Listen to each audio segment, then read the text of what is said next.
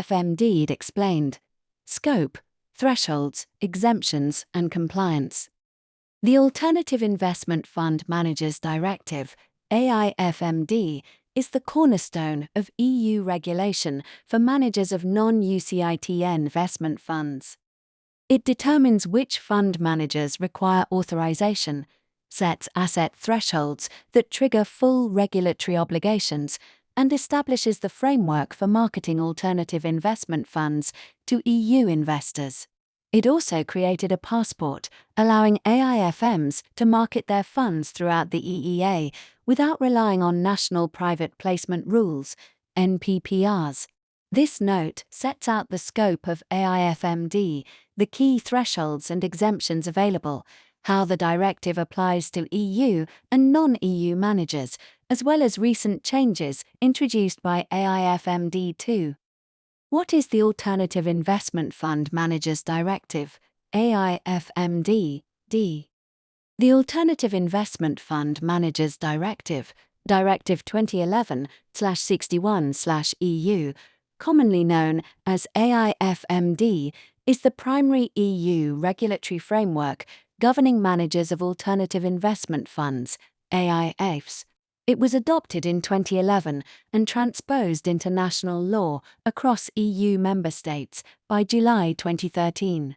AIFMD was subsequently amended by Directive EU 2024/927 AIFMD II, which had to be transposed by member states by the 16th of April 2026. AIFMD regulates alternative investment fund managers, AIFMs, not the funds themselves. Its core objectives are investor protection through enhanced transparency and disclosure requirements, systemic risk monitoring across the alternative investment fund sector, a harmonized regulatory and supervisory framework for AIFMs operating across the EU. An AIF is defined broadly as any collective investment undertaking that raises capital from a number of investors with a view to investing it in accordance with a defined investment policy for the benefit of those investors, and which is not a UCITS fund. This definition captures hedge funds, private equity funds, real estate funds, infrastructure funds, fund of funds, and other non-UCITS structures. Which funds and activities fall within the scope of AIFMD? AIFMD applies to any entity that manages one or more AIFs, regardless of the legal form of those funds or whether they are open-ended or closed-ended. The directive captures both EU AIFMs and, in certain circumstances, non-EU AIFMs. Funds within scope. Private equity and venture capital funds, including carried interest and co-investment vehicles. Hedge funds, including single strategy and multi-strategy vehicles. Real estate, infrastructure and debt funds. Fund of funds structures. Any other collective investment scheme that does not require authorization under the UCITS Directive. Key regulated activities. Portfolio management and risk management. These are the minimum functions that define an AIFM. Marketing of AIF units or shares to investors in the EU. Administration, valuation, and ancillary services, where performed by the AIFM. Delegation arrangements. The AIFM remains responsible even where functions are delegated to third parties. Structures outside scope. Certain structures are expressly excluded from AIFMD, including holding companies, institutions for occupational retirement provision, IORPs, supranational institutions, such as the EIB and EBRD, central banks, national governments and bodies managing social security and pension funds, employee participation or savings schemes, securitization special purpose entities, and single investor vehicles, where the investor itself has management control. AIFMD thresholds and common exemptions. AIFMD provides a registration regime for smaller EU AIFMs that fall below certain asset thresholds. These sub-threshold AIFMs are exempt from the full scope of AIFMD, but remain subject to registration and reporting obligations with their home member state regulator. De minimis thresholds, Article 3. €100 million applies where the AIFs managed include funds that employ leverage. This threshold is calculated on the total value of assets under management, OM, including any assets acquired through leverage. €500 million applies where the AIFs managed are unleveraged and have no redemption rights exercisable during a period of 5 years from the date of initial investment. EU AIFMs that fall below these thresholds must still register with their national competent authority and comply with ongoing reporting requirements, including Annex 4th reporting under AIFMD II. They may also voluntarily opt in to full AIFMD authorisation to access the EU marketing passport. Specific exemptions. European Venture Capital Funds Regulation, UVECA. Managers of qualifying venture capital funds with OM below €500 million may register under the UVECA regime instead of seeking full AIFMD authorisation. European Social Entrepreneurship Funds Regulation, UZF. A parallel regime for managers of qualifying social entrepreneurship funds with OM below €500 million. European Long-Term Investment Funds Regulation, LTIF. The LTIF framework allows authorized AIFMs to manage and market long-term investment funds across the EU under a tailored product regime, with LTIF 2.0, Regulation, EU, 2023/606, significantly broadening eligible assets and investor access from January 2024. Does AIFMD apply to non-EU fund managers? AIFMD has significant implications for non-EU fund managers, referred to in the Directive as non-EU AIFMs.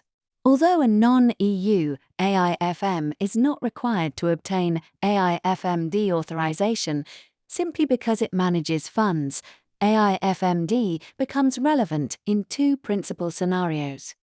Marketing into the EU, where a non-EU AIFM markets an AIF, whether EU or non-EU, to investors in an EU member state, AIFMD applies. In the absence of an activated third country passport, Articles 35 and 37 to 40, which have not yet been switched on, non-EU AIFMs must rely on NPPRs where available. NPPRs are not harmonized and vary considerably between member states. Managing an EU AIF, where a non-EU AIFM is appointed as the manager of an EU-domiciled AIF, the non-EU manager must comply with certain AIFMD requirements as determined by the relevant member state. NPPR conditions, Article 42. Where a non-EU AIFM markets under an NPPR, typical conditions include: the non-EU AIFM's home jurisdiction must not be listed as a non-cooperative country by the Financial Action Task Force, FAT. Cooperation arrangements must be in place between the competent authority of the member state of marketing and the supervisory authority in the AIFM's home jurisdiction.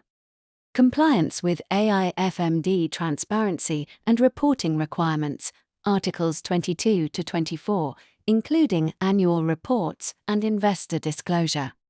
Notification to the relevant competent authority before marketing commences. AIFMD II introduces additional requirements for non-EU AIFMs, including enhanced substance expectations, stricter delegation rules to prevent letterbox entities, and expanded reporting obligations under the revised Annex 4th framework. How AIFMD operates across different EU member states. Although AIFMDs, an EU directive that requires transposition into national law, implementation varies across member states. Key areas of divergence include national private placement regimes. Not all member states maintain an NPPR. Some jurisdictions do not practically permit marketing by non-EU AIFMs under an NPPR. Others, such as the Netherlands, Germany and Luxembourg, offer established NPPR frameworks, though the specific conditions and notification requirements differ in each case. The United Kingdom, post-Brexit, operates outside the AIFMD framework entirely and has its own parallel regime. Gold plating and local requirements. Certain member states impose additional requirements beyond the AIFMD minimum. For example, local regulators may require the non-EU AIFM to appoint local paying agents and comply with supplementary local rules. Other jurisdictions may impose additional conduct of business obligations through local financial regulation or specific requirements on depositories. The EU Marketing Passport. A fully authorized EU AIFM benefits from the AIFMD Marketing Passport, which permits marketing of EU AIFs to professional investors across all EU member states through a notification procedure to the AIFM's home member state regulator. This is one of the primary commercial advantages of full AIFMD authorization. The passport is not currently available to non-EU AIFMs or for the marketing of non-EU AIFs. AIFMD II. Key changes across member states. AIFMD II introduces a number of changes that will apply uniformly once transposed, including loan origination framework. AIFMs will be able to originate loans directly, subject to risk retention, diversification, and leverage limits. Enhanced delegation rules. Stricter requirements to ensure AIFMs retain sufficient substance and do not become letterbox entities. Liquidity management tools. Mandatory availability of at least 2 liquidity management tools for open-ended AIFs, excluding suspension and redemption gates. Depository regime. Limited cross-border depository services permitted for smaller markets where no suitable local depository is available.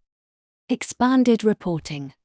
Revised Annex 4th reporting obligations with more granular data requirements and harmonized reporting templates.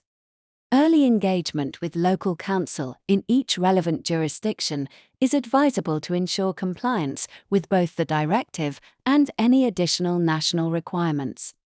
How Harneys can help. We advise fund managers, sponsors, and institutional investors on the structuring, establishment, and ongoing regulatory compliance of alternative investment funds across multiple jurisdictions. Our investment funds team works closely with EU-based and non-EU managers, navigating AIFMD authorization, sub-threshold registration, NPPR notifications, and cross-border marketing arrangements. Whether you are assessing whether your fund falls within scope, structuring to take advantage of available exemptions, or preparing for the impact of AIFMD II, our team can provide tailored guidance at every stage. To discuss how these developments affect your fund or management arrangements, please contact our investment funds team.